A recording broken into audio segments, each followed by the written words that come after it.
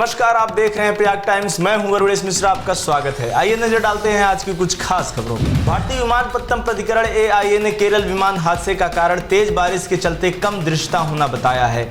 AIA ने कहा कि कोझिकोड एयरपोर्ट पर एयर इंडिया एक्सप्रेस का विमान रनवे से 1000 मीटर पहले टैक्सीवे पर ही जमीन से टकरा गया था। इसके बाद रनवे पर खाई में गिरा और 2 टुकड़ों में बंट गया। वहीं शुक्रवार शाम हुए इस हादसे में मृतकों की संख्या बढ़कर 18 हो गई है। केंद्र व राज्य सरकारों ने मृतकों के परिजनों को 10-10 लाख रुपए की आर्थिक मदद का ऐलान किया है। प्रधानमंत्री नरेंद्र मोदी ने शनिवार को राष्ट्रपिता महात्मा गांधी के दिए नारे अंग्रेज भारत छोड़ो की तर्ज पर गंदगी भारत छोड़ो का मुहिम आगाज किया है। आज के ही दिन 1942 में 1942 गांधी जी की अगुवाई में आजादी के लिए एक विराट जन आंदोलन शुरू हुआ था। अंग्रेजों भारत छोड़ो का नारा। राष्ट्रीय स्वच्छता केंद्र RSK का लोकार्पण करते हुए PM ने कहा कि यह केंद्र स्वच्छता के लिए गांधी जी के प्रयासों की सच्ची श्रद्धांजलि होगी। कोरोना काल में साफ सफाई और स्वच्छता ही संक्रमण के खिलाफ हमारी जंग में अमोघ अस्त्र है। यह अभियान 15 अगस्त तक चलेगा। देश में संक्रमण के बढ़ते मामलों को देखते हुए केंद्रीय स्वास्थ्य मंत्रालय ने राज्यों और केंद्र शासित प्रदेशों से किराना दुकानदारों, सब्जी विक्रेताओं और दूसरे व्यापारियों की कोरोना जाँच करने को कहा है। मंत्रालय ने कहा है कि ये लोग कोरोना के वाहक हो सकते हैं।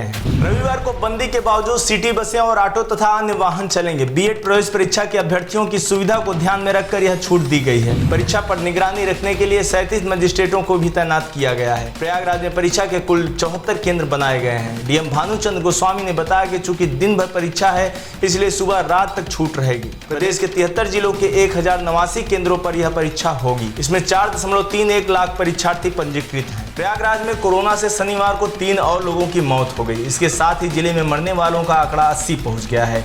मरने वाले बेनीगंज, बैरहना और सरायनायत के निवासी थे। मौत के बाद शव को जिला प्रशासन को सौंप दिया गया। 2 लोगों को फाफामऊ में अंतिम संस्कार करा दिया गया। एक का रविवार को कराया जाएगा। 2 लोगों की मौत SRN में, जबकि एक की मौत बेदी अस्पताल में हुई है। प्रयागराज में कोरोना के कहर से जिले को शनिवार को थोड़ी राहत मिली है।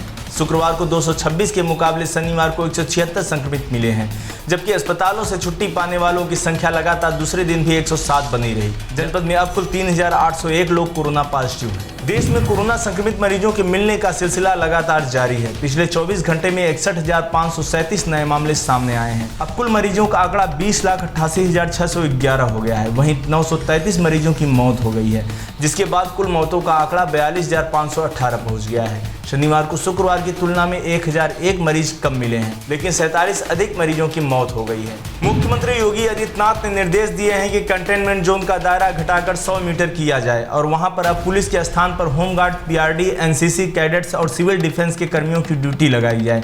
कोविड अस्पतालों में मरीजों के मनोरंजन के लिए TV और समाचार पत्र रखा जाए। सुरक्षा के लिहाज से CCTV लगाया जाए। लेबनान के सीमा शुल्क अधिकारी, सुरक्षा एजेंसियां, सेना और न्यायपालिका पिछले 6 साल में लगभग 10 बार बेरूत के बंदरगाह में विस्फोटक रसायनों के जखीरों को लेकर चेतावनी देते रहे हैं, लेकिन बंदरगाह पर इस खतरनाक जखीरे की सुरक्षा लगभग न के बराबर रही है। हाल ही में सामने आए कुछ दस्तावेज बताते हैं कि इन चेतावनियों पर जरा भी ध्यान नहीं दिया गया। बंदरगाह पर मंगलवार को 2750 टन अमोनियम नाइट्रेट में धमाके से देश के मुख्य वाणिज्यिक केंद्र में भयानक तबाही मच गई थी। राष्ट्रपति मिशेल ने बताया कि उन्हें लगभग 3 सप्ताह पहले खतरनाक रसायन भंडार होने के बारे में जानकारी दी गई। इसके बाद उन्होंने तुरंत सुरक्षा एजेंसियों को जरूरी कार्रवाई करने के आदेश दिए। दुनिया में शनिवार को कोरोना वायरस संक्रमितों का आंकड़ा 1.95 करोड़ को पार कर गया है। वहीं अब तक कुल 7.24 लाख से ज्यादा लोग इस महामारी से अपनी जान गंवा चुके हैं। लैटिन अमेरिकी देशों में सबसे बुरा असर है, जहां ब्राजील में 2 माह में हालत बेकाबू है। देश में मरने वालों की संख्या 1 लाख के करीब पहुंच चुकी, जबकि कुल संक्रमित 29.67 लाख के पार हैं। ब्राजील में पिछले 24 घंटे में 50,000 से ज्यादा संक्रमण के नए मामले दर्ज हुए हैं। यहाँ लापरवाही को संक्रमण फैलने की मुख्य वजह माना जा रहा है।